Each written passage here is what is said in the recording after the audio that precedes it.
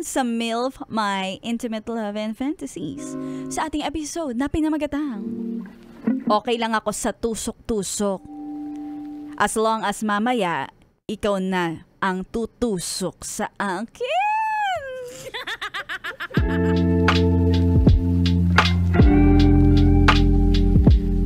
May kwento ako. Lalaki ako. Or should I say, isa akong baklita na mahilig mag-bar. Hello! Dati pa man, talagang every Saturday night, present ako sa mga bar sa poblasyon, Makati. Masasabi kong ayun na, ang isa sa mga way ko para maging masaya kasama ang mga kaibigan.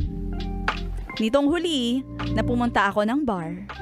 Habang sumasayaw-sayaw kami ng mga kaibigan ko. Paano yung sayaw? May nakita kong pogi sa bandang dulo. Malapit sa CR. Malaki ang katawan.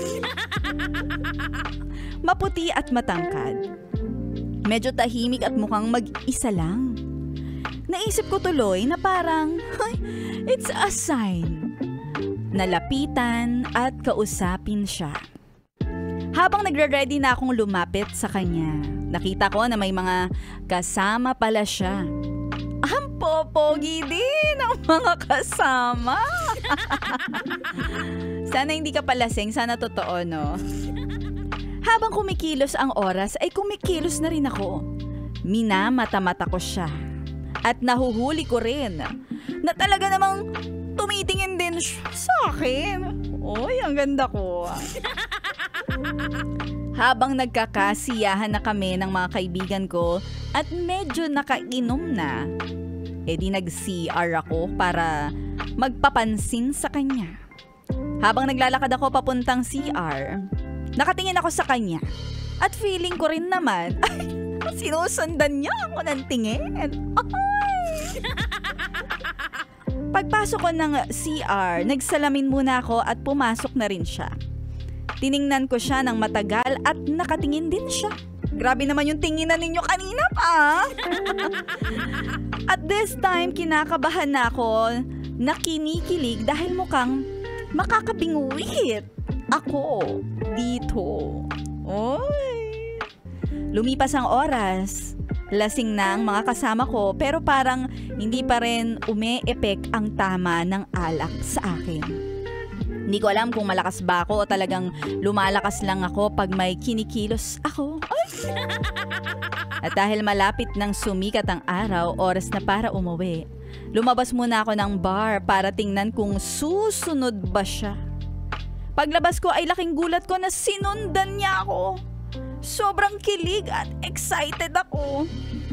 Habang nasa labas ako at humihipak-hipak. Ay, humihipak ng vape. Nako. Nakikita ko siya na papalapit sa akin. At paglapit niya, bigla niyang sinabi, "Pre, may problema ka ba sa akin?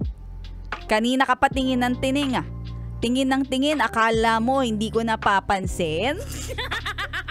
At sabay tinulak niya ako. Dahil sa kaba ko na nahimik na lang ako at pumasok na ako sa loob ng bar para sunduin ang mga kaibigan at yayain na mag-bounce. Bounce na tayo!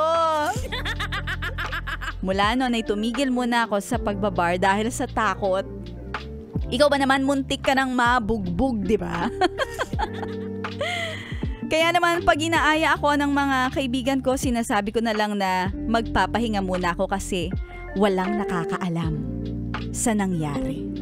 Bukod sa nakakatakot, syempre, nakakahiya din pag nalaman ng mga friends ko.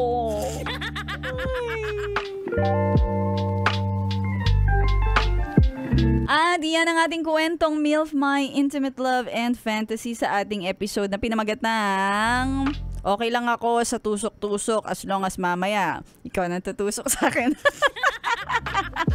Nakakaloka! Sa mga yes pre natin, oo, may mga tinatawag tayong mga nangungusap sa tingin. Akala natin yung nais nating sabihin, ating naipaparating sa mga tingin-tingin. Pero mag-iingat yes pre, lalo na kapag isa itong estranghero. Hindi natin kilala, hindi natin alam kung ano ang takbo ng isip, 'di ba? Kaya mas maigi pa rin yes pre na kilalanin maigi, magpakilala, pasabi ka, "Hi, my name is wow." Nag-intro. Pero yes, friend, sana ay magsilbing aral ito sa'yo. At sa ating lahat na huwag tayong magbibigay ng mga makahulugang tingin sa mga tao kasi baka hindi nila ma-interpret ng tama at ito pa ay makasama sa iyo. Ay! At syempre sa mga yes, friend natin, paalala ni Maria Morena, walang mali siya sa pagpapantasya. At tuloy-tuloy nyo lang ang solid na pakikinig. Dito lang yan sa iyong pinapakinggan solid na solid 101.1 Yes FM. Memories of everything.